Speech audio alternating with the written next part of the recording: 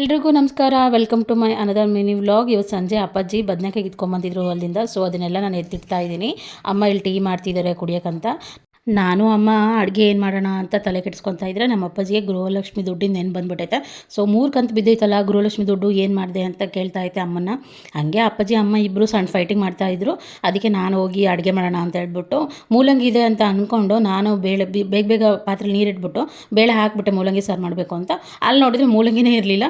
ಆಮೇಲೆ ಎಷ್ಟು ಅರುಮರು ಬಂದುಬಿಟ್ಟೈತಲ್ಲ ನನಗೆ ಅಂದ್ಕೊಂಡು ಬೇಗ ಆಲೂಗಡ್ಡೆ ಮತ್ತು ಬದನೆಕಾಯಿ ಇತ್ತು ಕೊಯ್ದು ಹಾಕಿ, ಆಮೇಲೆ ಅದಕ್ಕೆ ಸ್ವಲ್ಪ ಟೊಮೆಟೊ ಹಣ್ಣು ಅದರೊಳಗೆ ಕುದಿಸ್ಕೊಂಡಿದ್ದೆ. ಟೊಮೆಟೊ ಹಣ್ಣು ತೆಗೆದ್ಬಿಟ್ಟು ಅದಕ್ಕೆ ಸ್ವಲ್ಪ ಕೊತ್ತಂಬರಿ, ಬೆಳ್ಳುಳ್ಳಿ, ಆಮೇಲೆ ಸ್ವಲ್ಪ ಖಾರ ಪುಡಿ ಮತ್ತು ಸಾಂಬಾರು ಪುಡಿ ಹಾಕ್ಬಿಟ್ಟು ಮಿಕ್ಸಿಗೆ ಹೊಡೆದ್ಬಿಟ್ಟು ಅದಕ್ಕೆ ಸ್ವಲ್ಪ ಒಗ್ಗರಣೆ ಕೊಟ್ವಿ. ಸಾಸಿವೆ ಮತ್ತು ಕರಿಬೇವು ಹಾಕ್ಬಿಟ್ಟು ತುಂಬ ಚೆನ್ನಾಗಾಗಿತ್ತು ಸಾಂಬಾರು.